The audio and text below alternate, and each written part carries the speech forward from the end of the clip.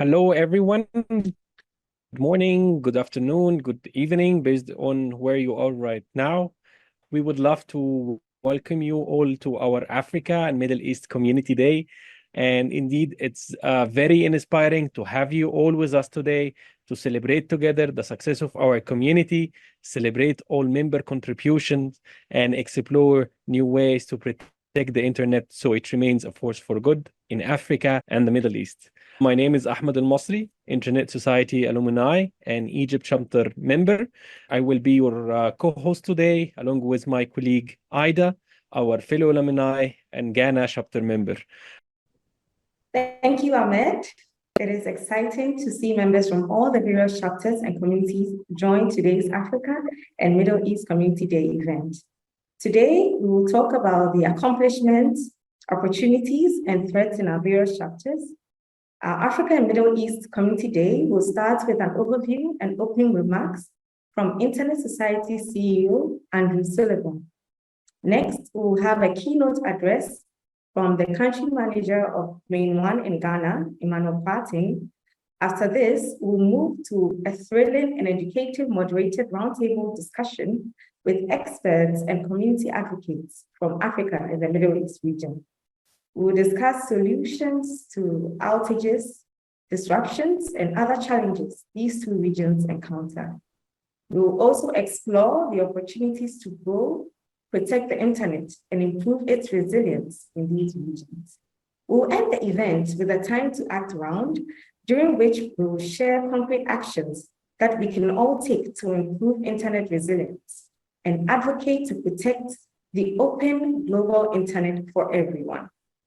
If you'd like to stay a little longer, of which I'd advise you should, there will be a unique opportunity afterwards to meet the Internet Society Board of Trustees and participate in an energizing discussion about our 2030 strategy.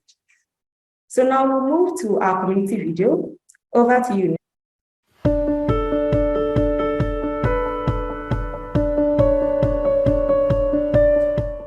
Hi, I'm Stephanie Joseph, the current president of ISOC Haiti chapter. I am Carlos Vera Quintana, a member of the Internet Society at a global level and of the Ecuadorian chapter of this society. Hello, my name is Nicolas Fiumarelli from the Internet Society Uruguay chapter. Coucou, je suis artiste de l'Internet Society Madagascar chapter. Hello, my name is Engineer Kunle Olorundare. Hi everyone, my name is Padikuor Na-Tei from the Internet Society Ghana chapter. Hi, I'm Deeb من ISOC Lebanon chapter. Hi, I am Abdul-Rahman AboTaleb from the Internet Society Yemen chapter. I joined ISOC because I believe in its mission to promote an open, secure, trustworthy, and accessible internet for all. I am inspired to work with the values and principles of the Internet Society, promote them, and make them a reality. I'm proud that together we are creating an internet for everyone by advocating for universal access, promoting digital literacy, fostering innovation, and ensuring a safe and secure online environment. I was seeking for advocacy and to align with my ideas regarding the internet security enhancement and how the multi-stakeholder model works. Ce qui m'a inspiré à rejoindre ISOC, déjà ISOC fait un travail remarquable sur le plan national, régional ou mondial. Sa renommée ne passe pas du tout inaperçue. Donc voilà ce qui m'a inspiré à rejoindre cette communauté. Even as we celebrate our Community Day in Africa, I believe somewhere that we still have a lot to do, and we will definitely contribute more and more. انضميت لآيزوك لبنان شابتر بسياق ماي ماسترز in Web Science and Digital Economy، ولا دور آيزوك الفعال بصناعة السياسات المتعلقة بالتكنولوجيا والإنترنت حول العالم. I'm proud that together we are creating an internet for everyone by ensuring that the internet is safe, open, and secure for all.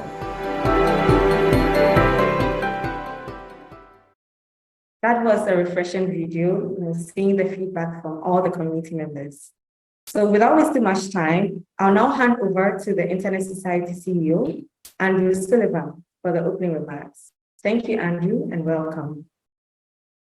Thank you so much, and thank you for inviting me to this community day. I do have to apologize in advance in the event I have a sudden glitch. Apparently, the internet is not working perfectly here in Toronto, and my main provider keeps winking out, and so my backup picks up. But when that happens, naturally, you'll get a little blip. So my apologies in advance if that happens. I wanted to just say a few things to kick this off because really nobody wants to hear me go on and on. The main point of this is to focus on our community.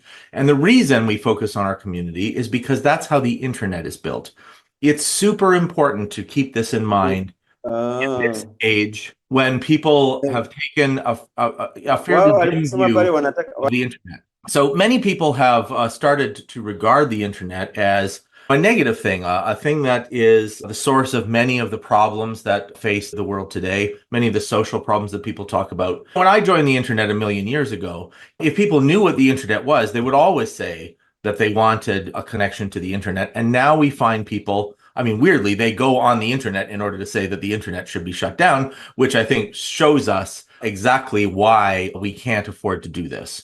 And so what we're faced with now is an absolutely critical period in which community is more important than ever to remind people that the way the internet works is through community, is through voluntary interoperation by the individual networks that make up the internet. And the internet society is made up the same way, that we have these various chapters that come together to work together according to their local needs, according to their local priorities, and yet at the same time, all working together to produce a global society that allows us to promote and build the internet together. That is the critical thing that we all have to do now. And it's more important today than it's ever been. And the reason it's more important is because people are trying to take the internet from us. There are governments who want to stop the internet, who want to shut it down, who want to control it, who want to keep it in a very idea that the internet is for everyone. Thank you so much. We are sorry, but we lost you for a bit. Exactly what I was worried would happen. Rather than the last 30 seconds or so, I'll just say that what is really critical is recommitting ourselves to this basic idea that the internet, the global internet, is for everyone. So thank you very much, and I'm looking forward to today's events. Thank you so much, Andrew, for your intervention. And now I would love to welcome Emmanuel Kwarteng, Country Manager at MainOne, Ghana, and a long-time supporter of the Internet Society's mission. Emmanuel, please, floor is yours. Thank you, Ahmed, and thank you, ISOC, for inviting me to give this keynote. So basically, I've been invited to give a keynote on uninterrupted internet, building a resilient internet in Africa and the Middle East. The internet has been an indispensable part of our lives, facilitating communication, commerce, education, and governance. However, the reliability of internet infrastructure varies significantly across different regions of the world. Africa and Middle East face unique challenges in maintaining uninterrupted internet access due to factors such as underdeveloped infrastructure, limited investment, geopolitical instability, etc. This keynote examines the current state of internet resilience in these regions, identifies the primary obstacles, and proposes some strategies that we could use to build a more robust and reliable internet infrastructure. I know that subsequently today, there'll be discussions as well that will go deeper, and people will look at the ways in which we can go around things to make it even better going forward, of course, working together with the things of ISOC. Current state of the internet resilience. Internet resilience basically refers to ability of a network to maintain an acceptable level of service in the face of faults and challenges to normal operation. In Africa and the Middle East, internet resilience is often compromised by a couple of factors.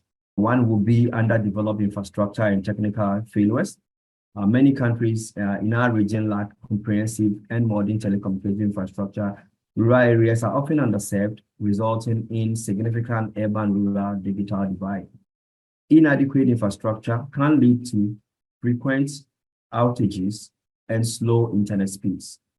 Sometimes fiber cuts, power outages, and hardware malfunctions are common occurrences that disrupt the internet. Events such as earthquakes, floods, and extreme weather conditions can also damage physical infrastructure, leading to prolonged internet outages.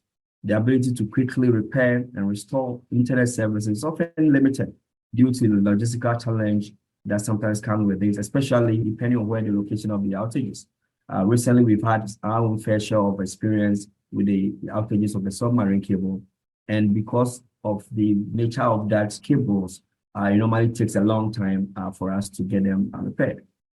Limited investment, both foreign and domestic investments in telecommunication infrastructure are often insufficient. Economic constraints coupled with perception of high risk deter potential investors from committing to large-scale projects necessary to improving our internet resilience in our part of the world.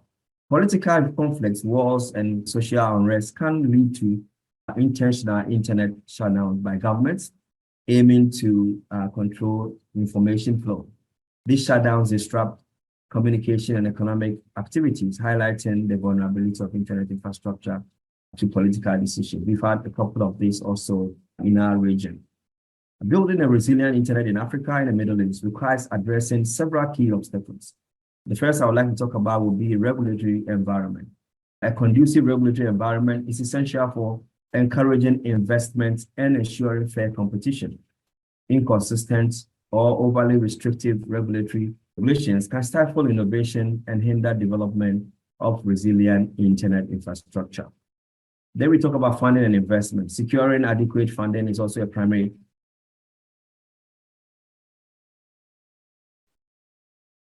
Okay, so I think we lost Emmanuel, but it's quite unfortunate that even as we are having these discussions, we are still experiencing internet interruptions, but I'm hoping that he can reconnect. So we'll move on with the next agenda for today. And we all know that in the past year, there has been many big wins and accomplishments. And it's now time for us to celebrate all that has happened in our various communities. So now I'll ask Victor Mdunan and Hana Sabbagh, Community Engagement Managers for Africa and Middle East, to tell us about our community achievements. Hana and Victor, over to you. Thank you, Aida, and hello, everyone. I'm so happy to join you from Egypt, where the chapter is celebrating Community Day with us. And I have right next to me in the room, Dr. Nashwa Abdul-Ba'i, who was the first one to secure the connection of Egypt to the global internet in October 1993.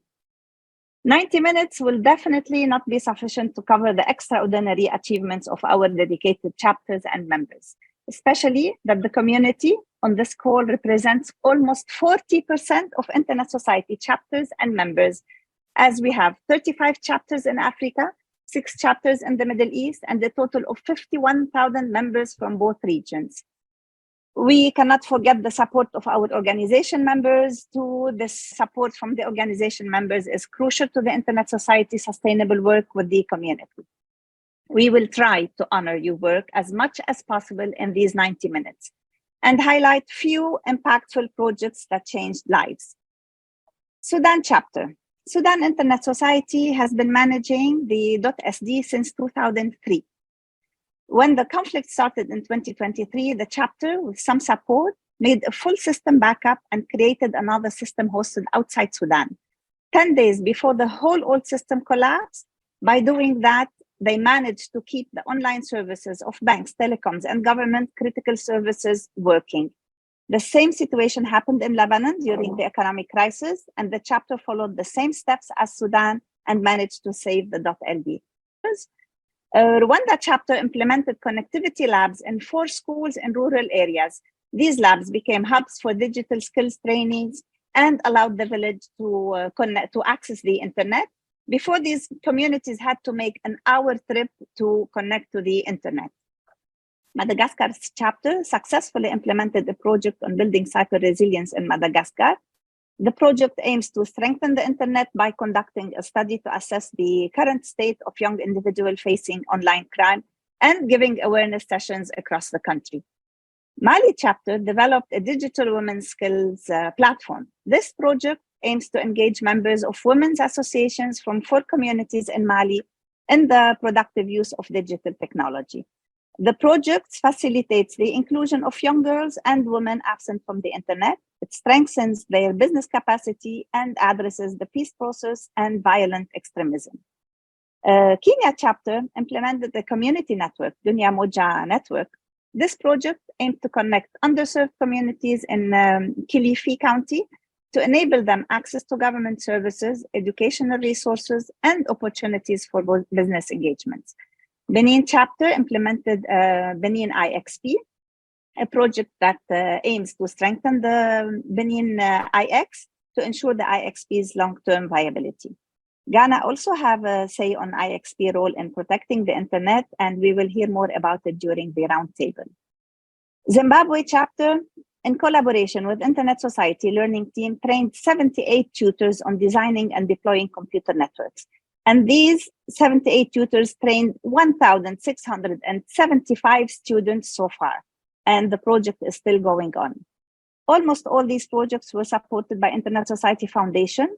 This obviously is not all what our chapters did. Chapters engage with more activities such as conferences, webinars.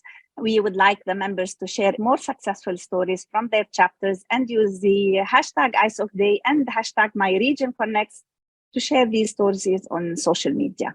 And now I pass it over to you, Victor. I'm here in Rwanda with our great community of the Internet Society Rwanda chapter. We just concluded our live event here, the local event with the community that you can see here with me today. And we are now listening to you from here, Kibongo, Group Scolaire Kibongo, where the Internet Society Rwanda chapter set up an Internet Access Center. Because of technical issue, I can't move around to the room. We are here outside the school where we have been having a local event where the chapter has been recognizing his own local community members and partners. So thank you again for giving us the floor. And Emmanuel is here, the chair of the Rwanda chapter with me too. Maybe Emmanuel want to say a few words. Thank you, Victor. Hi, everybody. My name is Emmanuel. I'm the chair of the Internet Society Rwanda chapter. We are so grateful for the support that we've got from Internet Society, that foundation that has allowed us to build the Kibongo Internet Access Center. The center is now available and serving the community. Children are studying ICT using computers, and the community is also accessing internet because of this support. And we are also conducting local trainings to ensure that the community technology is moving onward to even the local people who are in this community. So we are so grateful for the community, and we thank you so all for the support that we've got from this community. Thank you, Victor. So on that, I will now introduce our next session, the roundtable, that will be discussing the issue of internet shutdowns and interruption in the Africa and Middle East. So without further ado, I will pass the microphone to our board of trustee members, Caleb and Olufunke, to introduce the session and the panelists. So thank you again. Thank you very much, Victor. And thank you everyone for tuning in and for participating in this very important community celebration for the entire Africa and Middle East communities that we all serve. With me on moderating this panel today is my colleague from the ISOC Board of Trustees, Olufunke Barua, and she will be also joining me. So, Funke, can you please introduce yourself? My name is Caleb Ogundele. Hello, Funke. Hello, everyone. Good afternoon, good morning, good evening, depending on what part of the world you're joining us from. My name is Funke Barua, and I'm a member and I'm a trustee of the Internet Society and Internet Society Foundation. I'm happy to be here. Thank you, Caleb. Yes, thank you very much. And so we want to continue with this roundtable discussion, and we have some very important persons who will be joining us on this panel. They are very important set of people in their own right who have a clear understanding of what it is to have a resilient internet in their communities.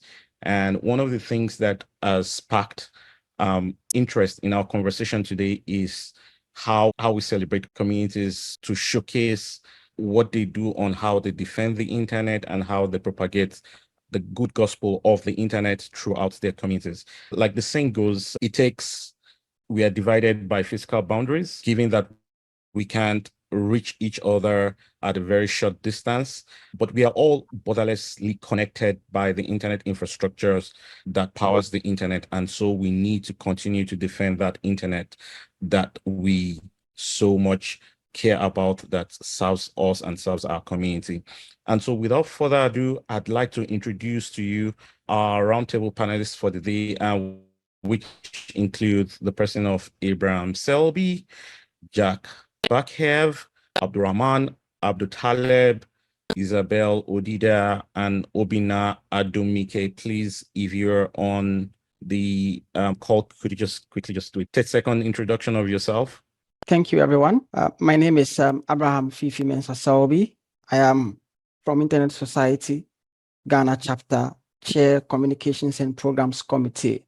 I'm from Ghana. I've been advocating for internet and serving within the Internet Society. I'm ISOC Youth Ambassador, alumni now, and I love to work around internet and volunteer. And I'm happy to see most of my colleagues, alumni fellows, and everyone who's working together to protect internet and most of other affiliates here. Thank you very much. And I'm very happy to be here. Thank you. Thank you very much. Over to you, Jack. Yes, so I'm Jack from Lebanon chapter. I'm acting as a chapter secretary in Lebanon chapter, and I'm also a member of the ISOC chapter advisory council, and I'm in the steering committee of that council. Thank you. Over to you, Abdul-Rahman. Yes, thank you, Caleb. I am Abdul-Rahman AboTaleb from Yemen. I am from the Internet Society Yemen chapter. I was the former vice president. I'm Ahmed Fellow for cohort 2023. I'm currently now the editor-in-chief for Yemen Science Network. Thank you. Thank you. Over to you, Isabel. Hi, everybody. My name is Isabel, and I am an Uganda ISOC chapter member, as well as an IATF and AFPE fellow for ISOC. And I'm happy that we're here to discuss the challenges and the growth that we have had so far within Africa. Thank you. Thank you very much. So without further ado, we would like to jump to the real crux of the issue that we have today. So all our panelists, I just have a very simple question for you. How, in just 1-2 minutes, can you just tell us how resilient is the internet in your own country? Starting with Selby. Thank you, Caleb, for asking that question. Internet has become part of us in our everyday lives, just like the food and water that we take in. And we cannot do away with internet in Africa and in Ghana. Looking at the internet resilience in Ghana, it has been improving day to day out. Where we look into the undersea cable disruption, then we realize that people did not get cut away from internet completely. Looking at the proactive measures that is being done by the Internet Society, like we realize that there has been communication between the civil society and between the government and other stakeholders. And internet resilience in Ghana is still improving. We have not gotten to the maximum effort yet. We've gotten to a point of thinking about the redundancy connections where NCA has been able to direct all network operators and the telecommunication providers to establish and maintain a very good connectivity. And also there is an emergency preparedness whereby we have done in terms of our internet in Ghana. I quite remember Internet Society Ghana chapter partner NetHope to do some trainings, and these are also kind of improving.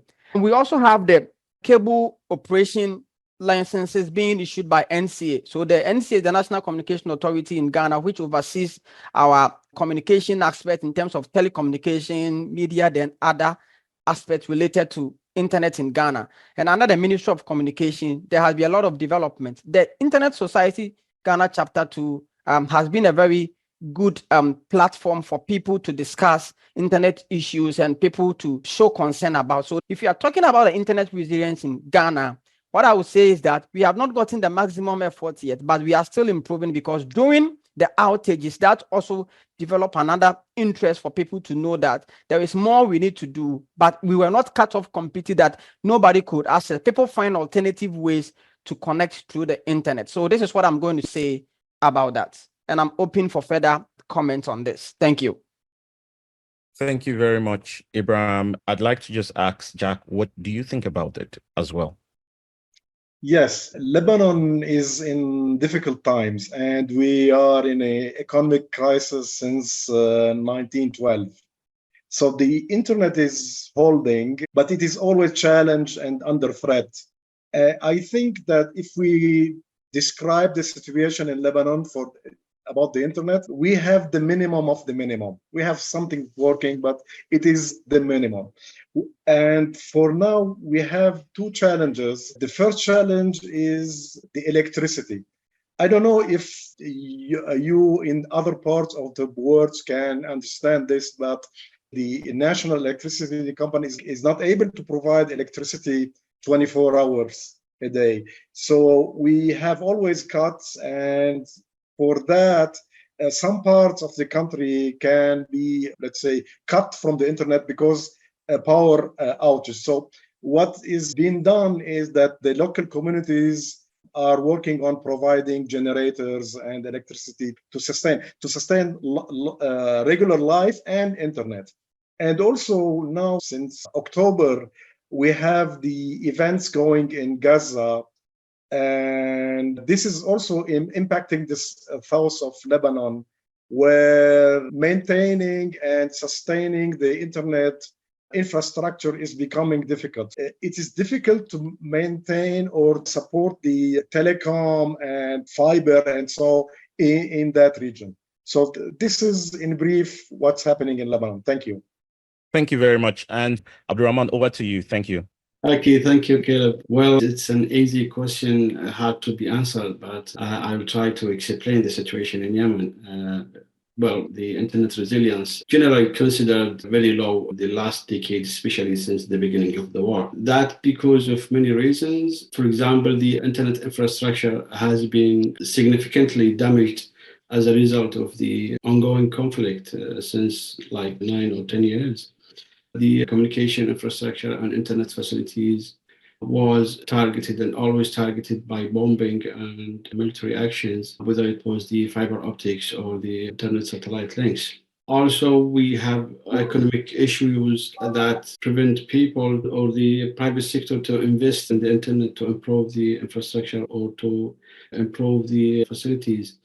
A large portion of the people, they have limited or no access to the internet due to economic issues for the high price of the services comparing to the average individual incomes in Yemen. Also, we have a limited number of internet service providers. We have two companies, and both of them, they belong to the government. Recently, we have a new company called Adnet, but it actually is not a real independent internet service provider. It's kind of distributor for the internet for a foreign company located in another country. We have accessible issues. Many rural geographical areas, they still disconnected from the internet.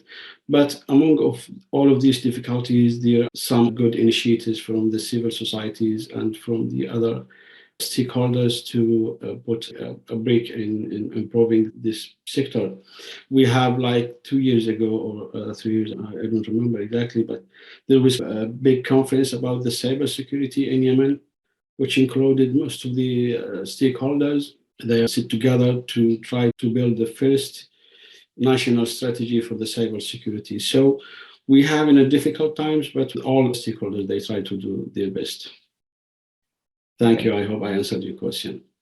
Yes, absolutely. So just because of our time, I will be switching it up a little bit and moving to the next. So now, Isabel, looking at the pairing efforts and internet shutdown in Africa, can you just give us some highlights and maybe speak a little bit on the resiliency of Africa's internet, especially during shutdowns or cable cuts, and maybe give us some good case studies based on some of the work that you've done in the region? Thank you, Caleb. So I actually honestly thought we were resilient. We've come a long way as Africa from when we had the internet first getting into the region and the need for us owning our own resource to our infrastructure growing. And now then this happens. So I thought we were very resilient until the recent cable cuts and then the different shutdowns that we've had. I am from Uganda originally, and I experienced my first shutdown during one of our elections. And because the government insisted that we must have a shutdown, that was, it got everybody livid and surprised. We are in an era where now everybody depends on the internet. Everything depends on the internet. And now we're in a situation where now everything is shut down, the internet is shut down, and we now have to think of ways in order to communicate, in order to entertain ourselves, in order to access commercial services, in order to access banking or hospitals through the internet, because now we've evolved in a way that even hospitals can be accessed through e-medicine. And that was very absurd and very sad because this happened for like a whole week. And then recently we experienced a cable cut. And I thought, okay, I worked for an ISP for over 9 years. And I worked for one of the biggest ISPs in the country. And having worked for the ISP, I knew we had a lot of redundancy until the cable cut happened. With the cable cuts, yes, even though we had redundancy, most of the routes that we had chosen to use were the same. So all the redundant routes that we had chosen were experiencing the same situation. If I can recall, it took about 5 days of being offline because the country has much local content. I'm a peering manager and I will speak on that front. With peering comes a lot of advantages of low latency, but then also it comes with interconnection between the local networks. But because in Uganda, we don't have as much local content, this situation affected us greatly. However, because I worked for a very big ISP with some of the best engineers in the country, they thought on their feet. Hence, redundancy came through. The country got extra connectivity. And hence, one of the advantages of peering. And peering kind of helps with low latency. And because now the country was depending on this one provider, the ISP was able to have everybody at least be able to access services easily, because then through peering, which I honestly and fully advocate for, they were able to access services. I think, though, that we still need a lot of work to be done. I also thought about the costs. And the good thing is that East Africa, if you look at Africa, you look at West Africa where the first cable cuts happened. And then you look at East Africa where then the second cable cuts happened. If you look at the distance between West Africa and East Africa, if they chose to have redundancy in West Africa, it would be very difficult and would be very costly. If we chose to have redundancy within East Africa, it would be a little bit easy because we have the East Coast trying to serve Uganda or trying to serve the area. And you also have the South as well trying to serve Uganda. The advantage is that South Africa has fully developed and we have almost all the CDNs, all the local content in Southern Africa. But we have less of it within East Africa, which I think we need to fully think of and address. And as a peering manager, I feel like I have faced the challenge of some of the operators finding it very difficult to understand the importance of one, having content local, to the importance of peering. And I hope that this would be a very good wake-up call for all of us. Thank you very much, Isabel. Now, I will now hand it over to Funke Barua, one of our Board of Trustee members, who is going to take over the moderation of this panel session from here. Thank you very much and welcome once again, Funke. Thank you, Caleb, and thanks everyone for those intriguing answers. I would like to move on to Obinna and to hear from you, Obinna, your thoughts around what are the challenges to building internet resilience in Africa? Obinna, over to you. Thank you. Hi, thank you, Funke, and welcome everyone. I'm from Nigeria, and I'm here as an organizational member, even though I'm also part of the Nigerian ISOC chapter. Of course, I had to talk about my country first before going into the rest of Africa and Middle East. So one of the things, like Isabel said, I've always thought that Nigeria was resilient. I've always thought that we are getting there until I took a critical look at what the internet landscape in Nigeria looked like. We have 8 submarine cables landing in Nigeria. The most important of them, of course, the WAX, the MainOne cable, and the Quintana, and so on and so forth. Then until we lost 3 within a space of days, suddenly everything went dark. That was when it occurred to everyone that, look, we that stay in Lagos, the commercial capital of Nigeria, and Abuja, the country's capital, have it almost as best as we could get. Then at that moment, because I also run kind of an internet exchange point, so we reached out to a couple of people outside of Lagos and Abuja. We went all the way far north of Nigeria, southeast, south of Nigeria, far southwestern part of Nigeria, and realized that there were people who have never, I mean, literally never, ever had access to the internet in Nigeria as big as it is. So it resets the thought process. But however, the good thing is that when we look at the reasons why these things are happening, these are problems that could be solved. For example, we have multiple access points into Nigeria, multiple submarine cable systems that bring in internet into Nigeria. To Africa also coming in a couple of soon anyways. No, I don't know the date yet. Coming from 2 multiple points. We'll still have this internal challenge of connecting the landing stations to the inner cities of the country, going towards the north and south and so on and so forth. So going further away from Lagos, the internet begins to depreciate. And we notice that most of the cable systems that connect Lagos to all these other states are marginally controlled by the MNOs because they can afford to actually run those backbone cables to those locations. And because they control it, they also control the costs of getting access or pushing the internet through those cable systems into those distant locations. The smaller ISPs can't afford to do that. However, trying to not advertise, but the likes of 2Africa coming from 2 multiple points, one in Lagos, one in Port Harcourt, and hopefully if other submarine cable providers actually create multiple points of entry into all the other countries that have that capacity to do so. What it means is that central backbone connectivity from the major landing stations, the cost of actually using those infrastructure is drastically eliminated. Then we also looked at other local internet exchange points. Luckily for us in Nigeria, we have IXPN who have been doing fantastically well for a very long time now. They've successfully built multiple POPs all across Nigeria, Kano in the north, southeast, south, and so on and so forth. And then our smaller ISPs can now leverage on their infrastructure to push internet to those locations. And a lot of efforts are going in that direction to push internet to those locations. I wouldn't say that we've gotten there, but how can we solve the challenges of resilience generally as a region? I think it has to do with collaborative efforts. During the submarine cable cuts in Nigeria, I saw people coming in from ISPs from Ghana. I think that one was from Burkina Faso, who was actually trying to terminate in Nigeria so that they can push traffic inland all the way to these other countries that also experience those cable cuts. So such collaborations, we don't necessarily have to go so far away, but if we understand how our geography is and understand that we can actually collaborate across countries, across regions, across chapters, we can find ways of building internal redundancies beyond what the business people have done. Business is provider who pushes internet into a country has to bear the business requirements and needs to get that to that point. But we, the actual consumers of that internet, understands that from that point into our country, it is our responsibility to figure out a way of creating redundancies, creating multiple touch points, creating...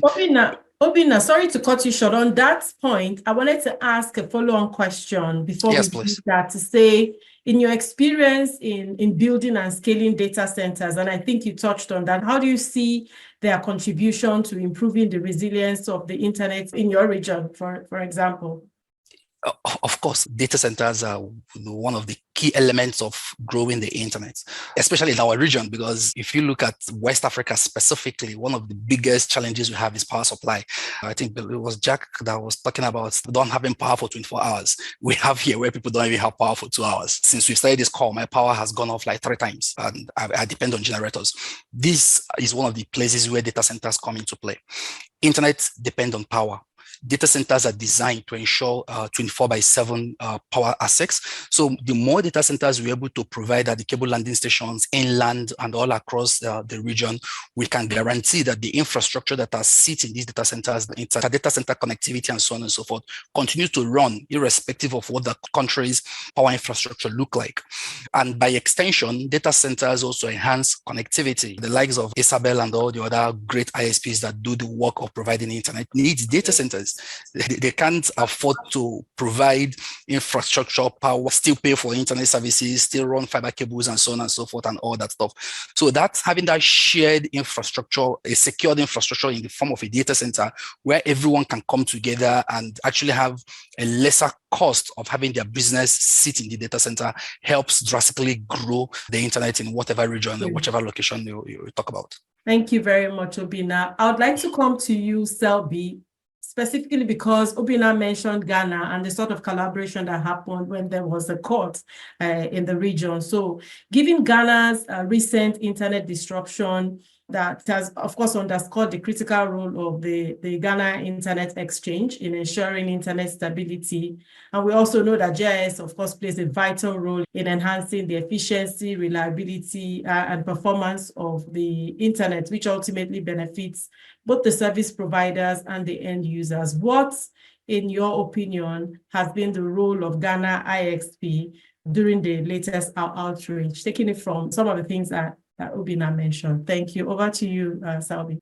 Thank you very much for this question. I think Ghana and Nigeria have similar problems. The power outages is mostly issue in Africa. And one thing that I want to highlight is the communication to users. If in Africa, we enhance the communication to tell our customers or users, internet users, this is the situation, this is what is happening. And I think that I will applaud NCA for that, because we Internet Society issued some statement with even the Togo chapters to inform our members what the internet outage is. During the internet outages, I didn't feel it because I was in US, and during that time, I was having a team back in Ghana that it was very challenging to communicate with them. So I felt the kind of situation that they were going through. There was a lot of communications from both the ISPs and the regulators, that's the National Communication Authority. They tried as much as possible to give us an update, whatever is working. MainOne issued a report, SAT3 also issued a report, then WAX also issued a report based on the ongoing and gave some estimated times that this needs to be completed. But during this kind of conversation, Obinna is saying that we rely on some basic kind of infrastructure in West Africa and in Africa. So whenever we find we are losing some kind of services from this aspect, because we all have one port that we are all picking the same thing from, it becomes very challenging to address that. But the internet service providers, some also did well after that, even after the services have been restored. Some tried as much as possible to even enhance users' connectivity and the cost through that. Some gave back the internet data that users have purchased and lost it. They gave it back to users. And many of the network operators were very happy about it because people have lost money, people have lost their businesses, people have lost. I quite remember there was a situation whereby someone even lost a job because the person was working remote in a foreign country. And because of the disruption, the person couldn't join meetings and they said the person is not serious. So we've seen some various rules, but that is not the road that we are trying to get the maximum effort. And looking at further upgrades to that, we realized that the NCA and the Ministry of Communication is working very hard. Currently, they gave a license for Starlink operations. And last week too, we've had a conversation about rolling out the 5G network service in that. But the concern that we also have is that, as Obina was saying, there's a very minority people that they are getting some kind of service within specific cities, which means that even people in, let's say, major cities like Accra, Kumasi are experiencing internet outages. This is normal to people in the rural areas because they don't even get access to the network. The internet disruption outages was not only for data, internet data connectivity, it was also for voice over IP networks, whereby people could not even make a call and communicate. I think that there is more that governments must be able to do with the civil societies and the ISPs to be able to get a very reliable and good resilience for the internet in Ghana. I am very open to support, as ISOC is also promoting working. So ISOC did a GHNOC training for people within the telecom industry to train them about certain aspects. And currently they are training people within the remote areas, underserved areas about it. But we still need to expand the internet for all, the internet for everyone. We still need to expand it to the communities and rural areas, which we can all have an equalized internet in Ghana. But there is more that we need to do because the reliability being put on one kind of submarine cables, if there is a cut, what would be the alternative? This is the solution that Africa has been able to wake up to look at, that building capacities, regulatory frameworks, and also making our academic trainings very more resilient for the youth to develop something for Africa. That is a way that we can know that investment is going through our internet. And I am very happy that I'll be able to contribute further to any questions. Thank you very much, Selby. I would like to move to Isabel, and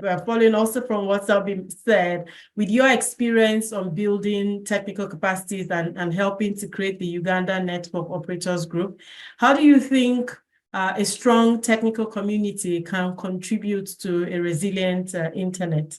Over to you, Isabel. Thank you very much, Selby, for that detailed feedback. Thank you very much. So I'm quite confident to say that the engineers that I have worked with and the work that we have done so far on the engineers in the country has been really good. And I like the fact that they acted as fast as they did and specified what was required for us to keep the internet available to everybody in the country. So in terms of capacity building, I'm happy with the engineers in the country. However, I feel like we have a lot of work to do going forward because there seems to be a need for more engineers. I will speak not only on UGNOG, I also speak on the front of AFNOG and why AFNOG was created, and then hence the country NOGs.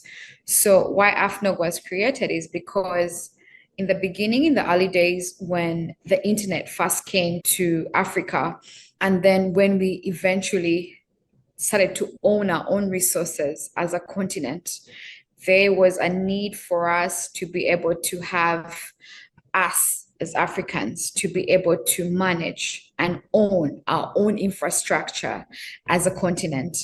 And for that reason, AFNOG was created to build for capacity building.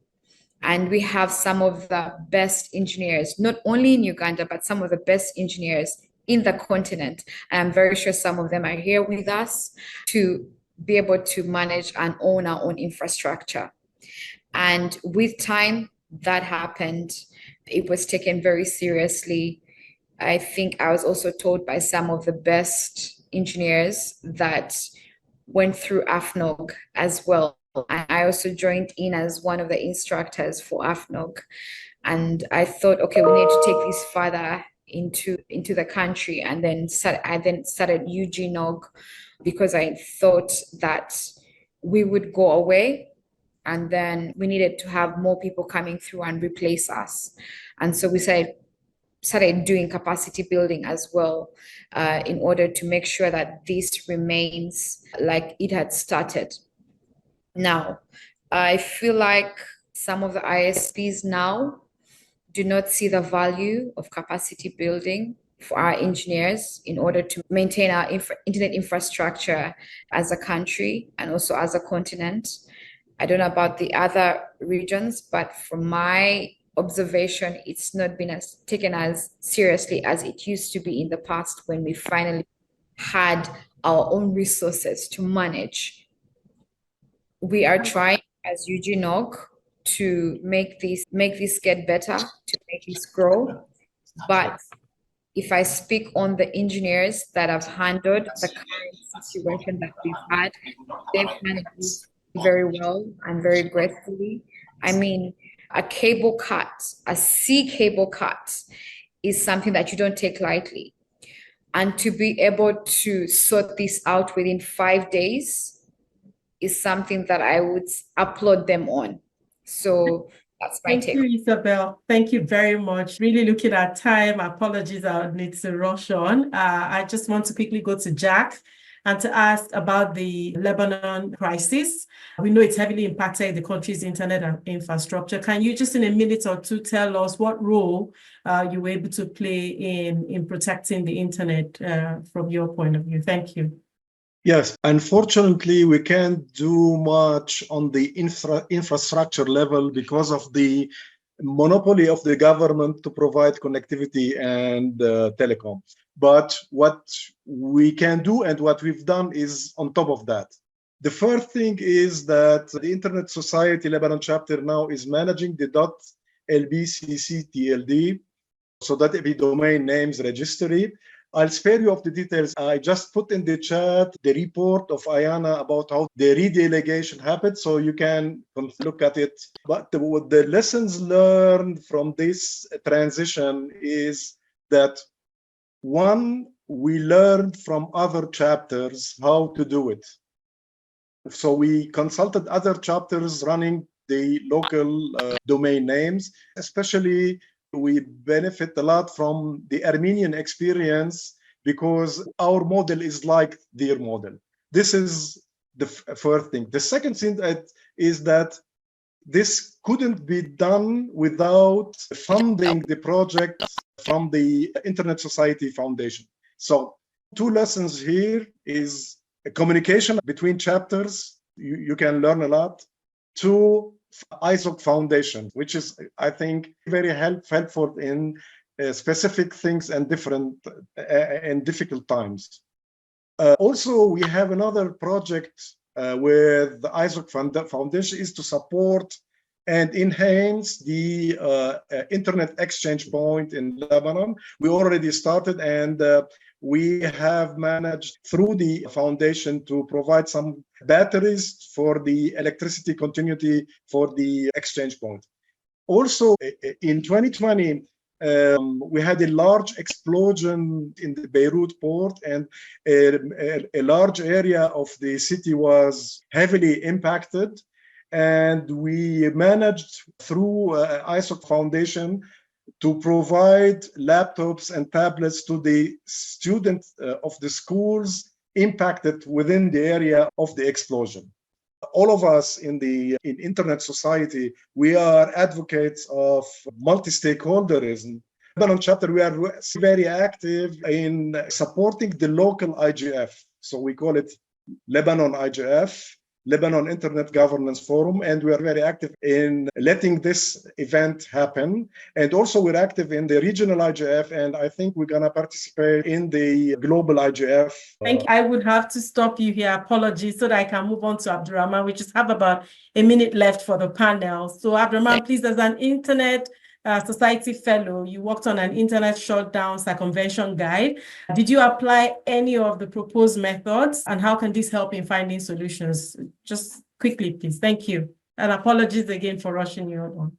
We're just out of time. Okay, thank you, Alfanka. Actually, yes, indeed, we tried to apply some of these techniques, not only in Yemen, but some of these techniques are already used since a long time ago in the region.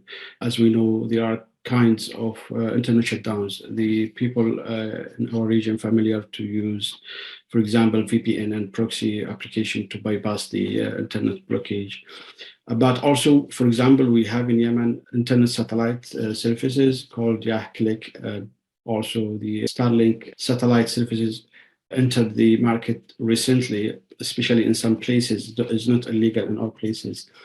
And for example, in Sudan, also they use these Starlink services to connect to the internet. In Gaza, we saw how the people in Gaza use some of these techniques like the eSIM chip cards or the international roaming services.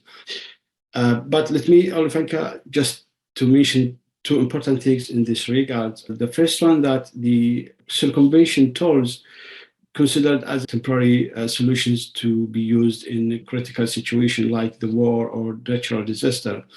But it's not the optimal solution. The optimal solution should come from the collaboration between all stakeholders. They have to sit together on the table to discuss their fears and concerns and find a common ground to come up with kind of consensus or agreed solution that satisfy all parties. This is, in my opinion, the best solution, and it takes a long term. The second thing that, to be honest, we did not try to promote our circumvention guides because some of these methods considered illegal in most of the countries in the region, or at least they will be considered against the Internet Service Agreement or against the government's regulations. So the one who can use these techniques could be accused by the government to be committing a crime. So we do not encourage people. We just try to inform people, to make them aware about these techniques, to equip the most affected stakeholders about this technique, but they are responsible to decide whether they have to use it or they can't use it or not. They have to put these consequences under consideration before using this technique. Thank you very much, Abdul-Rahman. We are at time. I want to thank all the panelists and my co-moderator, Caleb, for your time and effort and contributions, and also for all your responses. And I'll pass it over now to Hana, who will take us through the time to act session. Over to you, Hana. Thank you. Hello, everyone. So it's great actually seeing a lot of this internet resilience and what does it mean to different people. What I want to talk to you about today is how we at the Internet Society look at the internet resilience and how we calculate it, and try to showcase some of the country reports we have. I have selected just 3 countries to look at, and from there, how we can use the tools that the Internet Society Pulse provides in our work, our advocacy towards better internet. I'll be basing the information on the platform Internet Society Pulse, which was launched in late 2020. The goal of it is to curate measurement data from different sources to help everyone gain deeper, get data-driven insights into the internet. There are 4 areas focused at the moment. We can classify them as the first one that looks at health and resilience on the internet, including the concentration, enabling technologies of the internet, country reports, and internet resilience should be added here. The second category is the internet shutdowns, where we do have a tracker for internet shutdowns or artificial internet limitations specifically, and we provide a tool to actually calculate the economic impact of disruptions to internet access. For the health of the internet, we track data at several levels. As I said before, the implementation for enabling technologies, the concentration of services, and the country reports, as well as the Internet Resilience Index, which is in the focus of our work today. But I also want to mention that there are other areas of focus that are coming soon, including Internet Exchange Point Dashboard, which tracks historical information and data about IXPs, the Pulse 5050, which tracks the traffic that is kept local, as well as additional enhancements to what's available now, including the ability to go back in time and see historical data. We will also launch a new and improved API. For the internet resilience, it's built over 4 pillars. And it's great to see that almost everything that you have mentioned and what internet resilience means to you and how you measure it when you were asked, how do you see the internet resilience in your country, is already captured within the Internet Resilience Index. We look at the infrastructure, including the existence and availability of physical infrastructure that provides internet connectivity. We look at the performance of that infrastructure and the service, the ability of the network to provide end users with seamless and reliable access to the internet. We look at the security of the network, the ability of the network to resist intentional or unintentional disruptions. And we look at the market readiness, which is more related to the market structure, the local regulations, and the ability of the market to self-regulate and provide a good level of competition that result in affordable prices to end user. This is how the country reports, for example, look like. I've selected Nigeria to start with. It incorporates data from different parts, including internet use and the internet resilience index score, comparing it with other countries and many different aspects.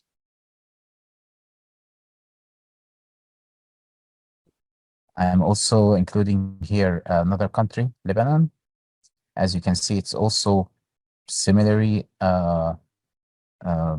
in terms of what data is there, but we can see very quickly that in Lebanon, we can see that the internet resilience score for the country is at 38%, and it ranks 41st regionally, and we can see that the average for Asia is 46%. So it is not very far from the average, but still the ranking is not great. Back to Nigeria, if we looked at it, it's at 30% in terms of the internet resilience score compared to the regional average of 35%. Another country is Sudan. For example, another country report from there, we can see that it is at 28%, so it's lurking behind Nigeria in that regard. What I will do now is I will dig into that internet resilience score for Sudan and see what does it mean and how these numbers were calculated very quickly and how we can derive actions from these numbers. If we looked at the internet resilience report, which also you can easily access it from the resilience tab on the Pulse platform, you can see again the description and how it is measured based on the 4 pillars. And then you will start seeing the results for Sudan. We can see here that at the infrastructure level, it's at 19%, performance 20%, and so on. And the result of these comes up with the total score of 28%. Now, having a direct number allows us to easily compare between countries, but also having the ability to drill down into these numbers and see the components that contributed to that calculation is also very helpful for us to deriving actions and areas where we can actually work to enhance the overall resilience of the internet. If we looked at Sudan as an example, just very at the report page, you can quickly see that there are some issues with performance. In particular, if you looked at the fixed download and fixed upload are very low compared to what is expected and what can be considered as good for the user experience. If we try to look at the reasons, we can see that the infrastructure, the enabling infrastructure is very low. So we can deduce very quickly that this is an area that needs work on. This is an area where we need to focus our projects on as much as possible. If we try to look deeper a little bit on what areas that needs to be developed and enhanced even further, we can see that the cable ecosystem by itself is not great. We understand that the geography of Sudan is very complicated and that Sudan by itself as a country is vast, but still even small engagements in different areas would help greatly with these numbers. Now, if we looked at the other aspects as well, and these aspects, I would say the security and market readiness, we can work more on advocacy. The previous aspects would need investment in infrastructure and projects on the ground. the security and market readiness aspects, we can work on advocacy initiatives that may also help. Hana, we just want to remind you that we are running out of time. Yes, I have just 2 more minutes. I need just 2 more minutes for that. Yeah.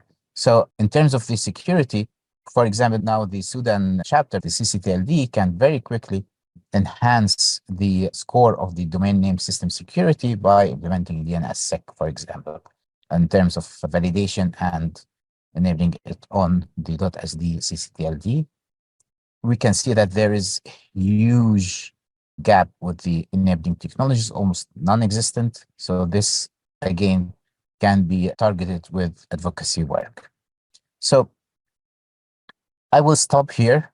There are a lot of more areas where we can use the Internet Society Pulse. But if you have any questions, please reach out. You can subscribe to our newsletter. You can also review the Pulse Internet Resilience Index methodology here. You can also contribute and reach out to us at pulse@isoc.org. So yeah, thank you very much. And I'll try to answer any questions if you have on the Q&A tab. Thank you so much, Hana. And now we will go to Olufenki, who will share with us an important message about how can we work together to raise essential funding needed for the important work that we have been discussing today. Olufenki, please, the floor is yours.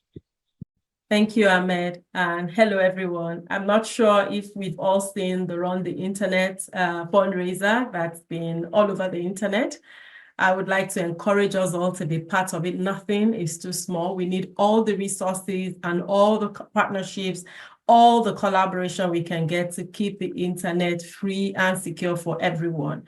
And as we've heard today, the Internet Society community is working together with the Internet Society in many ways. And because together we are stronger. And there are many challenges impacting communities across our region today. We've heard from the panelists, internet shutdowns here and there, cut cables and power issues. However, we know the internet is a great equalizer because it gives people more opportunities to lead healthy and fulfilling lives, from the third world country to the first world country to the developed or the developing. A safe, secure, and resilient internet access is critical to ensure that the internet can be a sound infrastructure and transformative resource for years to come. So there is more work to be done for you, for me, and for every one of us. This is truly a pivotal moment where we have the opportunity as a community together to ensure that the internet can indeed be a resource to enrich people's lives and be a force for good in society. We need your help to continue to expand the Internet Society's global network of donors to secure funding for our shared vision of an internet that is resilient, that is accessible, and a force for good. There is a QR code for donation on your screen. I hope it comes up now, and a link on the chat.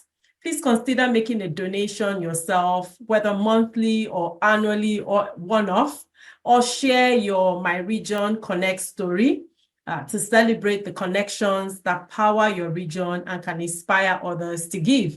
And as you copy the QR code, please also share it on all your social media platforms so that we can continue to get more people to give to an internet that is a force for good, that is accessible, that is resilient. And yes, let's run the internet together. Thank you. Back to you, Ahmed. Thank you, Olufenki, for that important message. It truly takes a community to defend the internet, and all of us have a part to play. So I'm going to give a scenario. I'm going to do a very short activity. No matter where you are right now, unless of course you are driving, I'd like you to close your eyes for a minute. So no cheating, close your eyes, 10 seconds. And imagine that you woke up and there's internet outage in your country. Now, imagine that you cannot connect with each other. You can't make phone calls. You can't reach anybody. And finally, imagine that there's no power. So there's power outage, total blackout in your country. How would you feel? What would be your response? And what would be the first thing you would do? This is a rhetorical question to let you know that it is important that we all contribute our quota to ensure that the internet is accessible, open, and resilient for us all. Thank you, Olufunke, for encouraging us to contribute to the foundation. And thank you all for being such a great audience and for joining us today. It has been an enlightening and fun and educative session.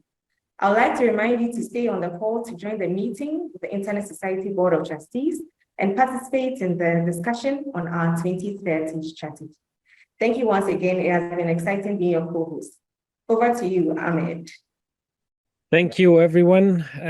Thank you for participating today. We really value your feedback, and please respond to the survey, which will be in the chat right now. It will just take a few minutes, but it's very important for us to know your feedback. Thank you, and hope you all have a nice day.